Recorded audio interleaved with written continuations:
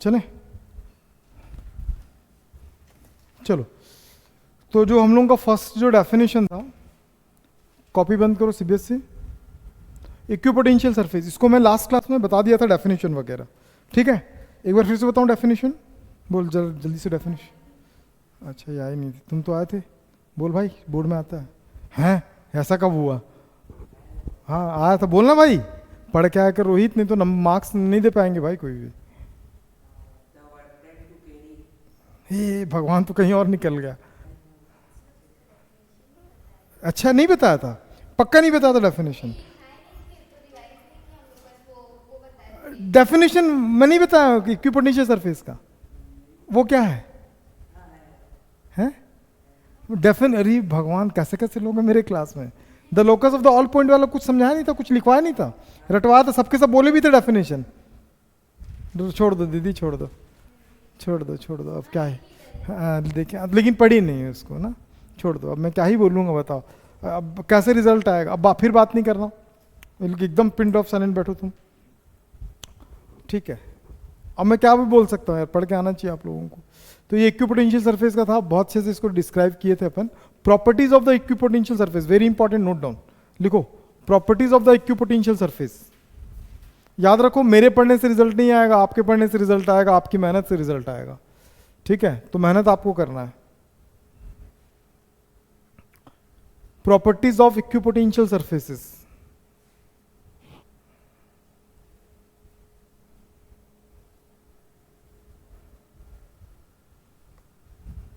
हो गया। चलो फर्स्ट प्रॉपर्टी, रुक जाओ रुक जाओ, लिखने बोला, तुम तो समझदार हो यार, सीबीएसई है, इन लोगों को तो समझ में आता, बेचारे स्टेट बोर्ड वाले हैं, लेकिन पढ़ना तो पड़ेगा दीदी, कैसे रिजल्ट आएगा बताओ? मैं तो पढ़ा रहा हूँ, पूरा एफर्ट लगा रहा हूँ, आप ही एफर्ट नहीं लगाओगे तो रिजल्ट कहाँ से आएगा? कल पूछूंगा भाई, जितना लिखवा रहा हूँ अभी तुमसे ही पूछूंगा। देखो, अगर मान लो ये कोई इक्विपोटेंशियल सरफेस है, मान लो इसको क्या है, ये इक्विपोटेंशियल सरफेस, ठीक है।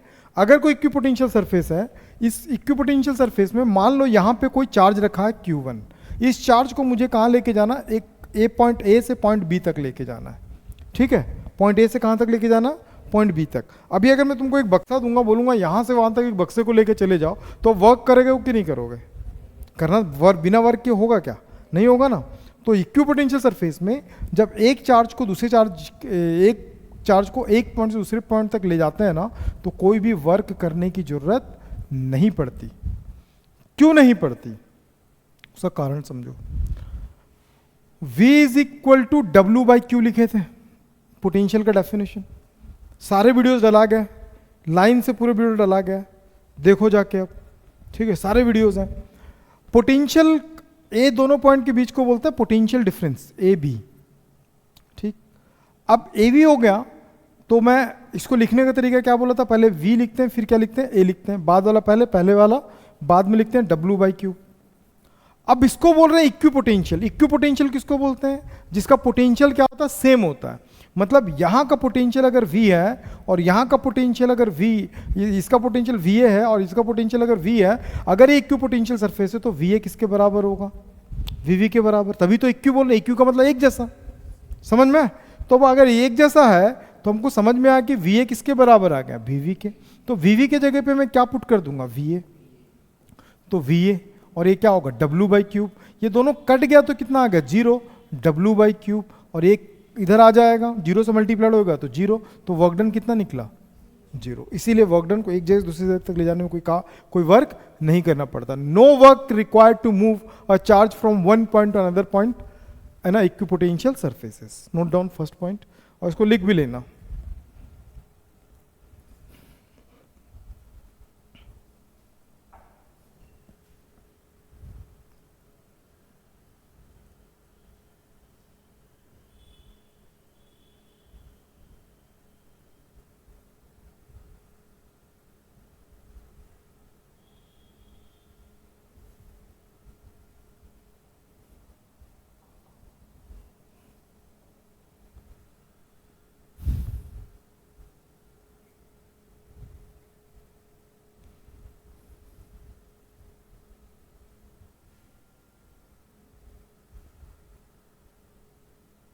कितना बड़ा डायग्राम बनाई हो तुम यार, गुड, बहुत बढ़िया। दीदी थोड़ा सा बड़ा बनाओ तो, रफ में गलत उतारोगे तो फेयर में भी गलत उतरेगा दीदी, हंसू, है ना, तो थोड़ा बड़ा बनाया करो। देखो भाई कितना बड़ा बनाया, इतना बड़ा है कि आंखें फट जा रही मेरे को देखने के लिए, तो बड़ा बनाया कर दोस्त।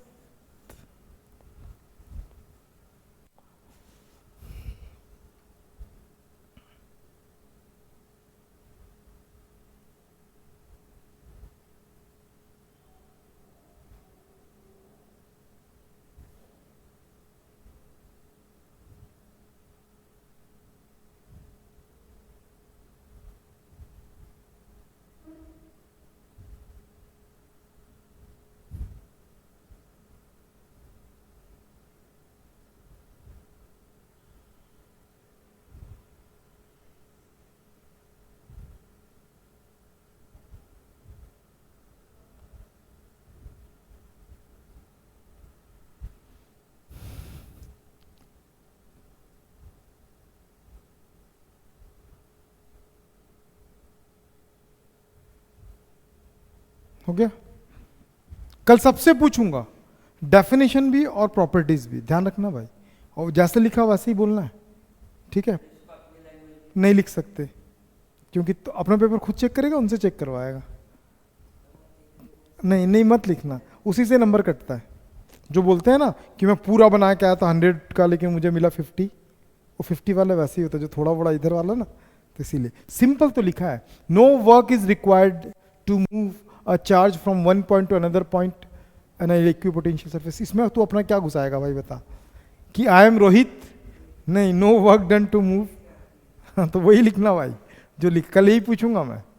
Second, the direction of the electric field is perpendicular to the equipotential surface. रुको लिखो मत, बहुत इंपॉर्टेंट है। अगर ये इक्विपोटेंशियल सरफेस है, कौन सरफेस है, ठीक है, अगर इक्विपोटेंशियल सरफेस है ना, तो इस पे जो लाइंस होंगे ना, फील्ड लाइंस, वो हमेशा कितने डिग्री पे होता है, 90 डिग्री पे होता है। क्वेश्चन आता है कि 90 पे क्यों होता है, क्या क्वेश्चन आ रहा है कि 90 पे क्यों होता है। ये 90 पे ना होके थोड़ा सा जो बता रहा हूं दोस्त, ढूंढते रह जाओगे, ठीक है, बहुत अच्छा एक्सपीरियंस बेसिस पे बता रहा हूं। ऐसा होना चाहिए था, जाना कैसा चाहिए था इसको 90 में ऐसा, लेकिन ये थोड़ा सा एंगल बना के निकल जाता है, ठीक है, बेंड होके निकल गया। तो वैसे कंडीशन में क्या होगा, सबसे पहले तो याद रखो इट इज अ कंडक्टर। क्या ये कंडक्टर उसको बोलते हैं जिसमें इलेक्ट्रॉन का फ्लो इजीली हो जाता है, उसको क्या बोलते हैं, कंडक्टर। जैसे कि ये जिस पे खड़ा हूं, नहीं समझा ऐसा देख रहा, कंडक्टर है कि इंसुलेटर है, इंसुलेटर है, ठीक है, ये कंडक्टर है, समझ में आया, जो इलेक्ट्रॉन कंडक्टर था उसको कंडक्टर बोलते हैं। तो सोचो कि अगर ये ऐसा आया तो यहां पे दो ठो क्या बनते हैं, यहां पे दो क्या बनेंगे, ध्यान से समझना, यहां पे इसके दो कंपोनेंट बनते हैं, ऐसे और एक ऐसा। अगर ये थीटा डिग्री है, क्या डिग्री है, चार्ज होगा तभी फ्लो हुआ होगा, तो ये ऐसा है ना, तो यहां पे मान लो चार्ज क्यों है, मतलब चार्ज होगा तभी उसका वो डायरेक्शन बनता है। तो इसके दो कंपोनेंट बने, तो इधर क्या बनेगा, कॉस थीटा का कंपोनेंट बनेगा इक्विपोटेंशियल का, और यहां पे क्या बनेगा, साइन थीटा का, ठीक। तो मतलब ये इधर से इधर मूव कर गया, है ना, इस डायरेक्शन में फैक्टर, डायरेक्शन फैक्टर का मतलब समझते हो नहीं समझते हो, वेक्टर में पढ़े होंगे। फिर यहां पहुंचा होगा तो यहां पे भी तो एक होगा, अगर वो ऐसा गया होगा तो उसका भी एक डायरेक्शन बना होगा कॉस थीटा का, तो यहां पे भी एक पॉइंट बना। ऐसे देखते देखते बहुत सारे पॉइंट बन गए, चार्ज बन गए, तो ये चार्ज इसी में मूव करना चालू कर देगा। जब चार्ज मूव करता है तो बनता है करंट, क्या बनता है, करंट, तो बनता है करंट। उस हिसाब से अगर कोई कंडक्टर है उसके ऊपर से अगर चार्ज अगर परपेंडिकुलर लाइंस जा रहा है तो ठीक है, लेकिन अगर कुछ एंगल्स जाएगा ना तो अपने अंदर ही चार्ज को फ्लो करना चालू कर देगा, अपने अंदर ही चार्ज को फ्लो करना चालू कर देगा, मतलब करंट बनाना चालू कर देगा। लेकिन ऐसा होता है क्या, ऐसा तो होता नहीं। बर्तन है, बर्तन के ऊपर थोड़ा सा चार्ज है, तो अगर बर्तन के अंदर चार्ज है या इक्विपोटेंशियल सरफेस है तो उससे लाइंस कहाँ कैसे निकलती है, परपेंडिकुलर। लेकिन वो बर्तन शॉक नहीं लगता अपने को, क्यों नहीं लगता, क्योंकि चार्ज होता ही नहीं है। तो ये तो थ्योरी गलत है कि भैया ऐसे नहीं होना चाहिए, ऐसे नहीं होना चाहिए। तो इसको कैसे जाना चाहिए, इसको ऐसे सीधा होके जाना चाहिए। सीधा होके जाने के लिए कितना एंगल चाहिए, थीटा का वैल्यू तो थीटा के दो वैल्यूज हो जाएंगे।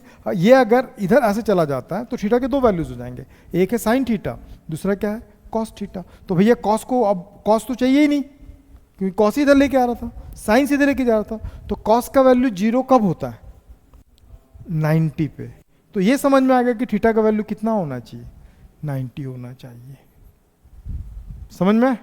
तो इसीलिए बोलते हैं the direction of the electric field is perpendicular to the equipotential surface line. समझ में आया? कोई भी इक्विपोटेंशियल सरफेस होगा उससे जो भी लाइंस निकलेंगे हमेशा कैसे निकलेगा परपेंडिकुलर, 90 डिग्री बना बना के निकलेगा। कितना 90। थोड़ा सा बेंड हुआ इसको दो कंपोनेंट बनेंगे, एक कंपोनेंट क्या करेगा चार्ज को फ्लो करना चालू कर देगा। और वैसे एक लाइन थोड़ी बनता है, कल भी बताया था उसने इक्विपोटेंशियल सरफेस में एक लाइन होता है कि बहुत सारे लाइन होते हैं। भूल गया गजनी, याद है? लाइंस खींचा था, फिर ऐसा ऐसा सरफेस बनाया था, फिर एक आड़ा टेढ़ा सरफेस बनाया था, याद है कि नहीं याद है? तो वही वाला है। समझ में? क्लियर है मेरी बात? तो इसको कैसा होना चाहिए 90 डिग्री पे होना चाहिए। इसको लिखो, इसको लिखो, इसको लिखो, ये एक और तरीके से बताएं, इसको सब लिखो। तुम उस दिन क्लास नहीं आई थी? हाँ, लेक्चर्स देख ली? अपलोडेड है पूरा,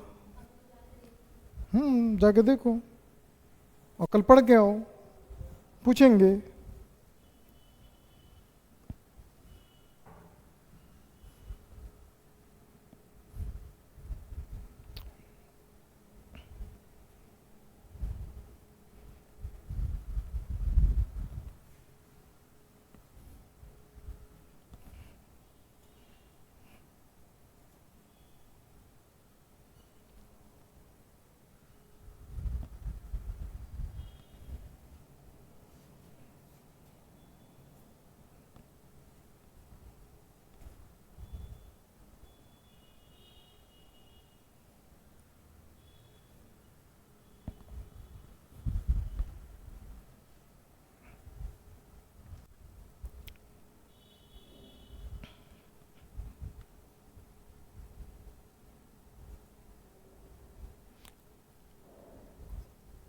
हंसू को समझ में आया? कल हंसू से क्या पूछूंगा मैं? डेफिनेशन भी पूछूंगा, प्रॉपर्टीज भी पूछूंगा। कितने प्रॉपर्टीज हुए हंसू? दोनों। याद हो जाएगा हंसू? Very good. अभी पढ़ लेगी तो अच्छा हंसू, ना टेस्ट में भी आएगा ये सारी चीजें। और समय मिलता है ना हंसू तो प्लीज वीडियो लेक्चर्स देखो, पहले वाला मैं जल्दी बता दूंगा। फिर the direction of the electric line force और direction of the electric field is always normal to the element dl of equipotential surface E perpendicular dl.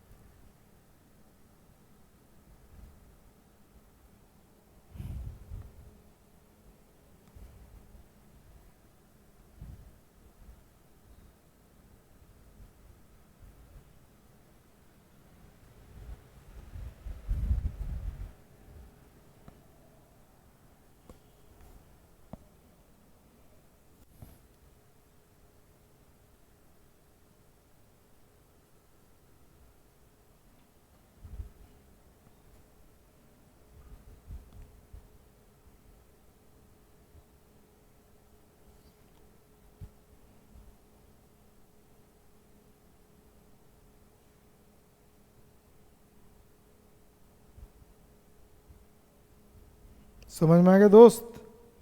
नहीं आया? थीटा इज इक्वल टू 90 क्यों लिए? क्योंकि कॉस को हटाना था। कॉस कब हटता है? कॉस 90 का वैल्यू 0 होता है। हाय अंशु? ठीक है, कॉस 90 का वैल्यू 0 होता है इसीलिए। चलो वेरी गुड, चलते हैं आगे।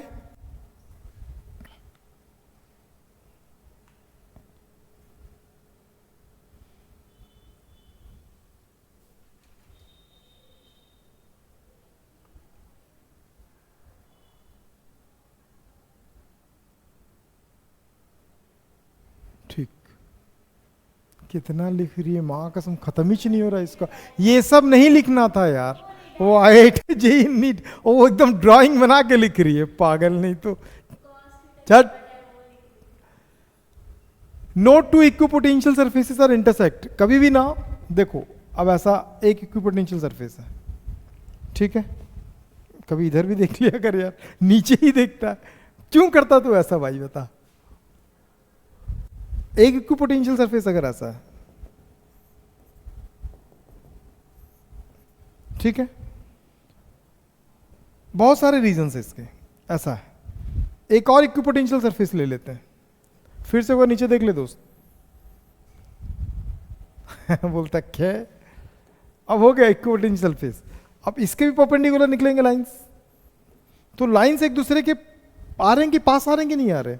तो लाइंस जब इमिट करता है ना, तो याद रखना वो पॉजिटिव से किधर जा रहा है, नेगेटिव, और ये भी पॉजिटिव से नेगेटिव, मतलब पॉजिटिव से निकल रहे हैं। तो जो पॉजिटिव से निकल रहे हैं वो आपस में पास आएंगे कि दूर जाएंगे? तो इसीलिए कभी आके टकरा सकता है? ये नहीं टकरा सकता। नहीं समझ में आया? फिर से बताता हूँ।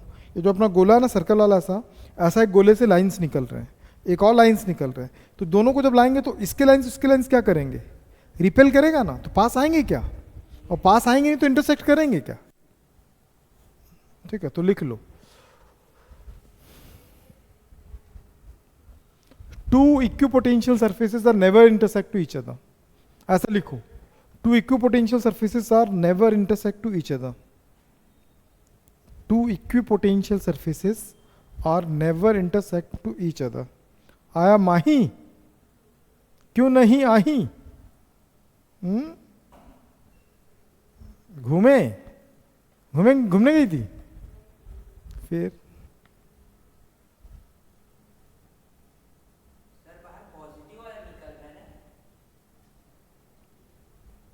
कभी भी लाइन से ऐसा निकलता है ना, वो पॉजिटिव से निकलता, कहां तक जाता? नेगेटिव तक जाता। For an isolated point charge the equipotential surface is sphere. देखो मैं बोलता हूं एक पॉइंट चार्ज है,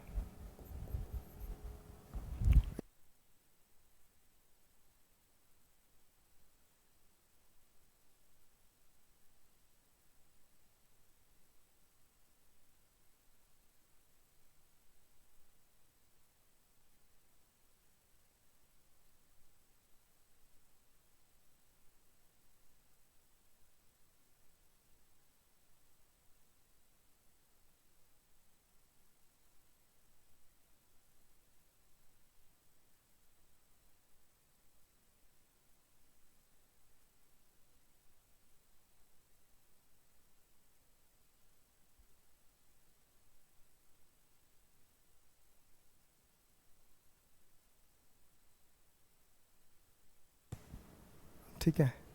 तो दीदी देखो, एक चार्ज है तो इससे लाइंस निकलेगा, जैसा भाई बोल रहा था, लाइंस निकलता है क्या? पूछा था ना, तो लाइंस निकल रहा है, पॉजिटिव से निकलता है भाई। चलो यहां तक आ गए। हंसू, अगर मान ले, आप ये मान लो कि मैं इससे एक स्पेसिफिक डिस्टेंस पे, यहां पे और यहां पे, यहां पे, यहां पे, अगर मैं आपसे पूछूं कि पोटेंशियल क्या होगा, चार्ज वही है तो सब पे पोटेंशियल सेम होगा, है ना? नहीं दीदी? हाँ ऐसा बोलती, मैं क्यों बोलूं? ऐसा मत बोल। 1/4πε0 Q/r। अगर r सबका सेम है तो Q तो एक ही है, बाकी तो कांस्टेंट है, तो पोटेंशियल सब जगह पे सेम हुआ कि नहीं हुआ? ठीक है। तो यहां पे क्या बना? स्फीयर बना, स्फीयर बनता दोस्त, ठीक है। अब अगर थोड़ी दूर पे और अगर लेके चलूंगा डिस्टेंस, तो उतने डिस्टेंस, तो वैसे तो और एक स्फीयर बनेगा, बनेगा कि नहीं बनेगा? तो ये अकेला चार्ज था कि 15-20 चार्ज साथ में थे? अकेले 15-20 चार्ज एक साथ है? ए दीदी एक ही चार्ज है, मतलब ठान क्या आई थी क्या? आसो ब्लड प्रेशर बढ़वा ही दूंगी इनका। आइसोलेटेड का मतलब सिंगल चार्ज, अकेला चार्ज जो अकेला रखा हुआ। अकेला चार्ज कैसा बना रहा है? स्फीयर। अपने सराउंडिंग कैसा बना रहा है? इक्विपोटेंशियल सरफेस स्फेरिकल बनाता है। समझी? चलो नोट कर लो डायग्राम के साथ। माही दिमाग खाई है कि खाना खाई? कैसे ज्यादा पढ़ ली? क्यों?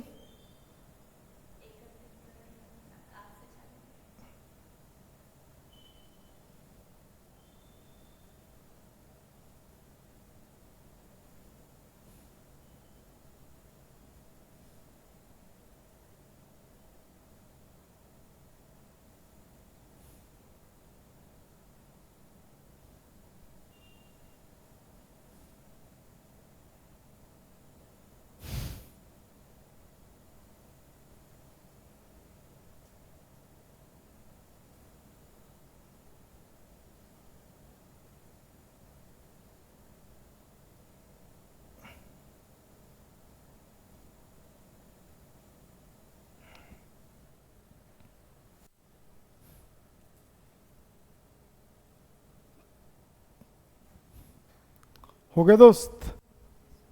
चलो, inside the hollow charged spherical conductor the potential is constant.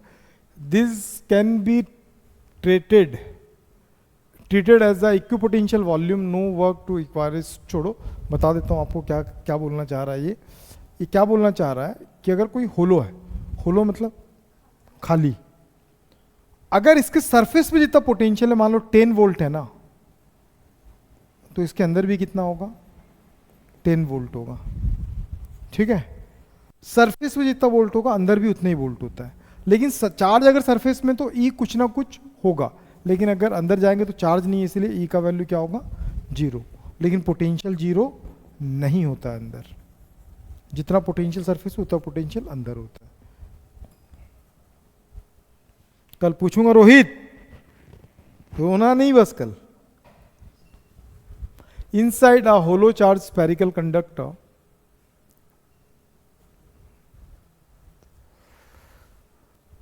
क्या बोलता? कल तो सोचा हूं छुट्टी मार दो है। क्या बोल? अबे इंपॉर्टेंट है भाई। नंबर ज्यादा चाहिए कि कम चाहिए तेरे को एग्जाम में? ज्यादा चाहिए कम चाहिए बता दे बस। टोटल 25 स्ट्रोक है अपने पास, और कल हंसू 25 के 25 बताएगी अभी। बोलती कल से बंद आना, लेकिन 25 नहीं बताऊंगी। नहीं बता सकते हंसू 25? गुड। कल आते ही ना माही याद दिलाना, ठीक है?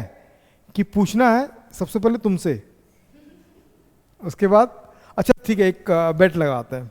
माही आई और पहले बोल दी कि इन लोगों से पूछना है, नहीं पूछना है करके, तो माही को बाद में पूछूंगा। अगर माही जो बोलेगा उसको बाद में पूछूंगा, ठीक है? तुम लोग आओगे ना क्लास में, कब कब बोलोगे? जब पहुंचूंगा, क्लास स्टार्ट करने वाला रहूंगा तब, स्टेज में पहुंचने के बाद। अगर उससे पहले बोले तो फिर कैंसिल होगा। सबसे पहले तुमसे ही पूछूंगा फिर मैं। नहीं समझे?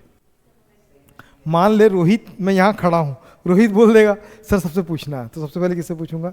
रोहित से। स्टेज में चढ़ने के बाद अगर रोहित बोलता है तो रोहित सबसे बाद में बताएगा, ठीक है रोहित? बोले डन। अब तो लिख के जाऊंगा यहाँ से। क्या तो दीदी इतने साल से पढ़ा रहा हूँ, दिमाग में रहता है सारी चीजें।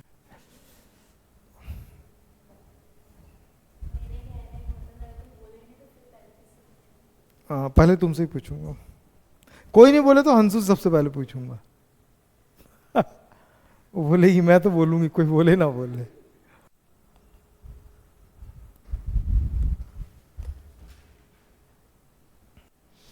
हो गया डर?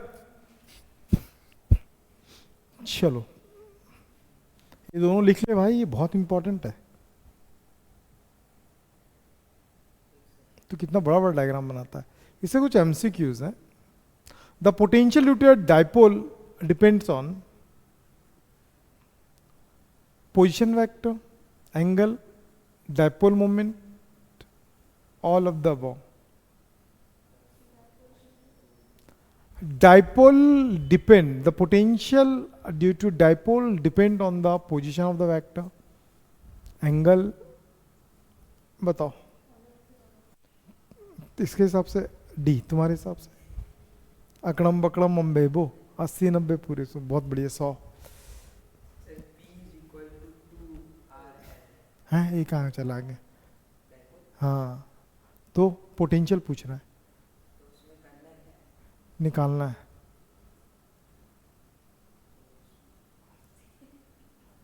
ठीक, गुड, क्या बात है। छोड़ना, एक बार तो हो गया ना, बार बार क्यों कर रहा है? लिखना, लिख लो क्वेश्चन को।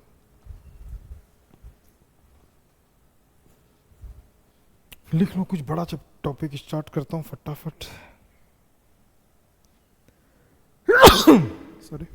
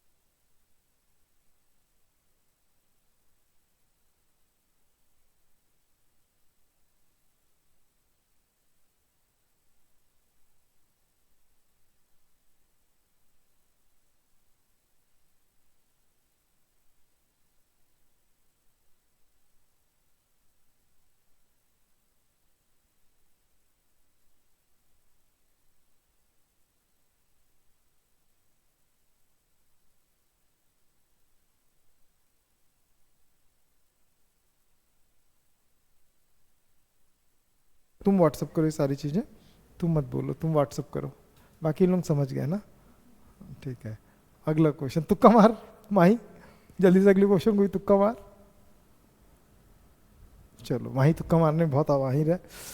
The work done to move charge equipotential surface is, अरे बताया था ना 2 जूल दीदी। इक्विपोटेंशियल सरफेस में चार्ज को एक जगह से दूसरी जगह जाने तक कितना वर्क करना पड़ता, क्यों? वही तो निकाले थे कि वर्क नहीं करना पड़ता। कहा करता से यार,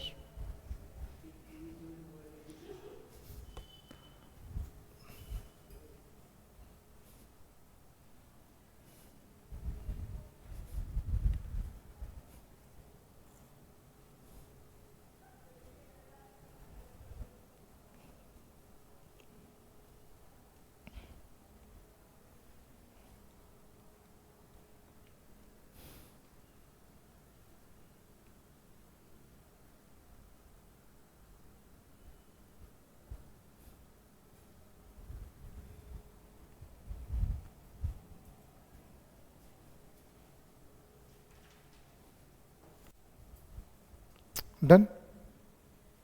चलो, electric potential energy, electric potential energy heading,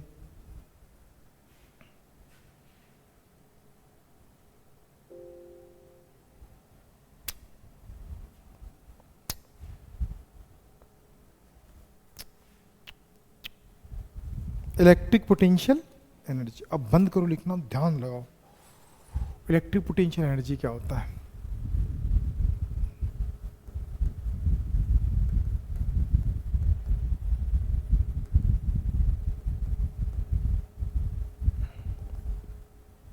पहले डेफिनेशन को समझो, डेफिनेशन कॉन्सेप्ट को समझो, डेफिनेशन तो लिखवा दूंगा मैं। मान लो एक चार्ज इधर है और एक चार्ज बहुत दूर है, इन्फिनिटी डिस्टेंस पे, ठीक है। तो ये उसके इन्फ्लुएंस में या वो इसके इन्फ्लुएंस में होगा क्या? मतलब वो इससे प्रभावित होगा और ये उससे प्रभावित होगा क्या? इन्फ्लुएंस समझ में नहीं आया, चेहरा ऐसा देख लेता हूँ ना, समझता हूँ कि वर्ड को चेंज कर दो। भाई वो इससे और ये उससे इफेक्ट होगा? नहीं होगा, है ना? हो सकता है क्या? नहीं हो सकता, ठीक है। अब मैं इसको थोड़ा अलग तरीके से समझाता हूँ, ध्यान समझना। अब इसको अलग तरीके से समझाता हूँ, हंसू समझना, एक ही बारे में बताना आए कि नहीं आया। हंसू मान लो ये जंगल है, जंगल कैसा होता है हंसू? हरा भरा, तो इसलिए ग्रीन यूज किया हूँ। ये एक जंगल का एरिया है और रोहित भाई अपने घर में झगड़ा करता है, ठीक है, अपनी पत्नी से झगड़ा करता है और बोलता है अब मैं संन्यास लेने जा रहा हूँ। कहाँ जा रहा हूँ? और इस जंगल की बात करें, इस जंगल में खूंखार जानवर नहीं है, क्या नहीं है? तो ये दुखी आदमी पहुंच गया उस जंगल में, देखा अच्छा खासा मतलब छोटे मोटे पशु मिल जा रहे हैं और फल फ्रूट है, बढ़िया है, पानी भी झरना है, रहना है, तो इसको मजा आया। तो इसको कोई विरोध करेगा क्या जब वो वहां गया? तो पत्नी तो वैसे भेज रही है, भैया भाग यहाँ से घर से, तो ये यहाँ पहुंच गया, कोई विरोध किया इसको? ठीक है, नहीं किया। तो विरोध नहीं किया तो इसको कुछ विरोध के लिए कार्य करना पड़ा कि आओ मुझसे लड़ो, मैं ताकत है, मैं कुछ कार्य करना चाहता हूँ। किसका कार्य? शून्य था। इसका जो वर्क था वो कितना था? 0। किसका? रोहित का, ठीक। तो इस दुनिया में अकेला थोड़ी है जो बीवी से परेशान है, और भी लोग होंगे, ठीक है। वो जो भाई है वो भी चला गया, जो इसके पड़ोस में बैठता है, वो भी बीवी से दुखी हो गया तो चला गया, ठीक है। तो वो भी पहुंचा। अब बताओ, ऑलरेडी रोहित है, रोहित एकदम सेटल हो गया, बोला कि अब जंगल तो पूरा मेरा है, अब कुछ नहीं, मस्त खाओ पियो, कोई पूछने वाला नहीं है। अब ये बंदा चला गया कहाँ से? फिर से वहाँ। तो उसका कोई विरोध करेगा कि नहीं करेगा? रोहित बोलेगा नहीं, तू निकल भाई, तू तो गलत बात है, मत रह। तो ये थोड़ा सा विरोध करेगा। तो विरोध करेगा तो इसको वर्क करना पड़ेगा कि इसका भी वर्क 0 है? करना पड़ेगा, करना पड़ेगा। चलो ठीक है। फिर थोड़े दिन तक लड़े झगड़े, चोट उट लगा, फिर चल यार एक तो हूँ, रह जाएगा साथ में, ठीक, 2 हो गए। अब तीसरे दिन बाद माही भी अपने हस्बैंड से झगड़ा करती है और पहुंच जाती जंगल, ठीक है, माही भी जंगल पहुंचती है। तो ये दोनों माही का वेलकम करेंगे कि अपोज करेंगे? अपोज करेंगे ना। तो अब इसको उतना ही काम करना पड़ेगा, ज्यादा काम करना पड़ेगा। तो अब इसको जो इसका जो वर्क डन होगा, इसके लिए होगा कि इसके लिए होगा कि दोनों के लिए होगा? बस यही समझना है, यही है पोटेंशियल एनर्जी। दीदी जब पहला रहता है ना, आइसोलेटेड रहता है, अकेले रहता है, तो उसका पोटेंशियल एनर्जी कितना हो जाता है? 0, कुछ नहीं होता। लेकिन जब एक कर ले, वही कर ले, वही कर ले, देख ले क्या हो तुम लोग यार। जब मेन टॉपिक चालू होता ना, तो एक अपने फिंगर्स को देखती है ऐसे ऐसे, एक तो आज आई नहीं तो चश्मा निकाल के साफ ऑफ करती, फिर देखती। क्यों करते हो? ये तो अपने पैर का अंगूठा को ऐसे कर रहा था थोड़ी देर पहले। मत कर भाई, बहुत इंपॉर्टेंट है। तेरे एग्जाम में ये नहीं आएगा कि जंगल कौन गया, माही गई क्यों, रोहित गया, इससे क्वेश्चन आएगा, ठीक है। तो अब क्या हुआ, ये समझ में आ गया। अब और कोई जाएगा तो अब तीनों विरोध करेंगे। तो कहने का मतलब ये है, इसको मत उतार लेना भाई ना, जैसे वो IIT JEE उतार रही थी। अब मान लो यहां पे एक चार्ज है प्लस क्यूब और यहां पे एक चार्ज है प्लस क्यूब। इसका अगर मान लो कोई स्पेसिफिक पॉइंट यहां पे डिस्टेंस पे बोलूंगा पोटेंशियल कितना है, तो इसका पोटेंशियल निकालने का फॉर्मूला क्या? 1/4πε0 Q/r ये होता है। अब इसका पोटेंशियल, अब ये तो बहुत दूर है, तो कोई इफेक्ट डालेगा क्या उस पर? नहीं। लेकिन जब इसको इन्फिनिटी से जब लेके आऊंगा मैं, धीरे धीरे जब उसके क्या पास जाता जाएगा, तो मेरा वर्क क्या होगा? बढ़ता जाएगा। ये जो वर्क करना पड़ रहा है ना, यही वर्क स्टोर होता है किसके फॉर्म में? पोटेंशियल एनर्जी के फॉर्म में। नहीं समझ में? नहीं समझ में? तो पोटेंशियल एनर्जी को हम दो तरीके से डील करते हैं। फर्स्ट 2 पार्टिकल सिस्टम और सेकंड 3 पार्टिकल सिस्टम। तो हेडिंग लिखूं, हेडिंग लिखने वाला मेरे को देख रही है, electric potential due to electric potential for 2 particle system. लिखवाऊंगा, जगह छोड़ दो, 2-3 लाइन छोड़ दो, फिर लिखो electric potential for 2 particle system.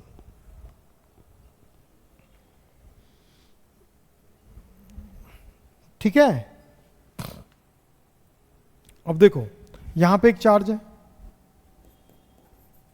O पे, कौन है?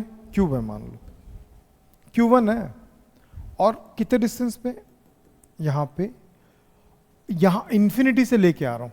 कहां से? इंफिनिटी से। यहां पे लाके रखा, डिस्टेंस क्या हो जाएगा? 1-2। डिस्टेंस कितना हो जाएगा? 1-2। 2 पार्टिकल सिस्टम है। अब इसको इंफिनिटी से लाके रखा हूं, जैसे जैसे लाता गया तो ये उसका अपोज करता है, करते करते यहां तक लाके रखा। तो कुछ वर्क करना पड़ा कि नहीं पड़ा? ये वर्क किसमें स्टोर हुआ? उसमें एनर्जी के फॉर्म में स्टोर हो गया। नहीं समझ में आया तेरे को? नहीं आया तो पूछ। तो सबसे पहले जब चार्ज नहीं था,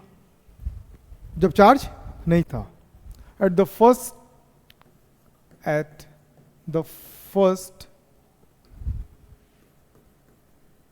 केस और इनिशियल स्टेज, और क्या लिखेंगे इसको? इनिशियल फॉर्म में Q1 के लिए कोई वर्क नहीं करना पड़ा। No work done for Q1, no work done for किसके लिए? Q1 के लिए। इसलिए W क्या हो जाएगा? 0। तो इसलिए इसका एनर्जी जो स्टोर होगा वो भी क्या होगा? 0। नहीं समझ में? नहीं आया? आफ्टर Q2 कहां पे प्लेस्ड है? Q2 placed at a point B, ठीक है, या P ले लेना। क्या ले लेना? P। After Q2 placed at the point P, तो अब उसको पोटेंशियल वर्क करना पड़ेगा।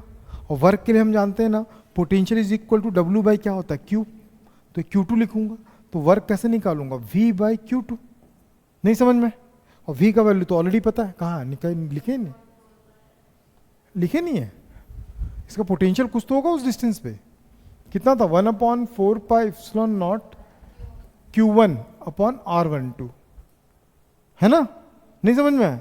भाई ये नहीं भी होगा तो इसका पोटेंशियल तो होगा ना वहां पे। अगर आग जल रहा है, आग जल रहा तो उस डिस्टेंस पे कुछ तो इफेक्ट होगा, आदमी हो चाहे ना हो, समझ में आया ना, तो उसका तो इफेक्ट होगा। तो पोटेंशियल का वैल्यू कितना निकला, 1/4πε0, फिर Q1/R12, और साथ में क्या चल रहा है, Q2।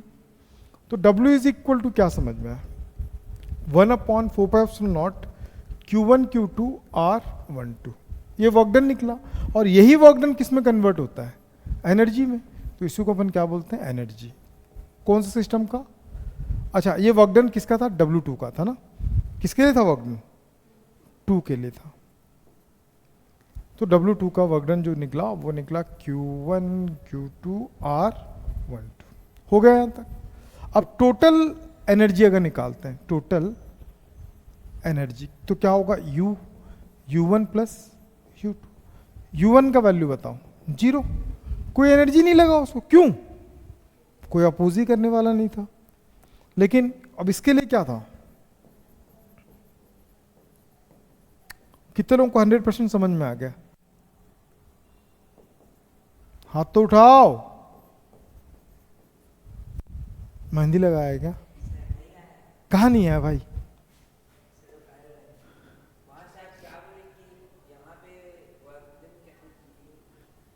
दो इसको कुछ वर्क करना पड़ा क्या वहां स्टेबल रहने के लिए, यहां नहीं लाया है, इन्फिनिटी से लाया हूं इसको यहां पे, ये इसके एरिया में आया है, Q2 इसके एरिया में आया है, Q1 तो ऑलरेडी वहां पे आकर रुका हुआ था। तो Q1 को रुकने में कोई वर्क करना पड़ा क्या, तो इसीलिए उसका एनर्जी क्या हो गया, समझ में आया? और ये समझ में आ गया, हंसू पूछ, पक्का ना हंसू। चलो ये टोटल वर्क डन निकला, किसके लिए, 2 पार्टिकल सिस्टम। 3 पार्टिकल भी बताता हूं, फटाक से नोट करो, लिखवा दूंगा दीदी, 2-3 लाइन उसके लिए भी छोड़ दो, पर इसको नोट कर लो। पूछो क्यों, अरे नोट नहीं करेगी क्या, 12th ऐसे ही पास हो जाएगी क्या, कैसा करती है ये यार।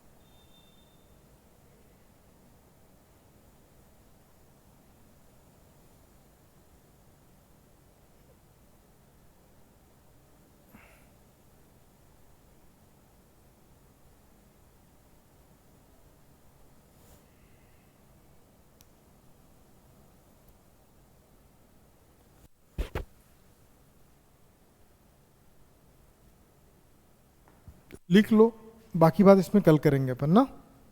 रोहित कैसा लग रहा भाई,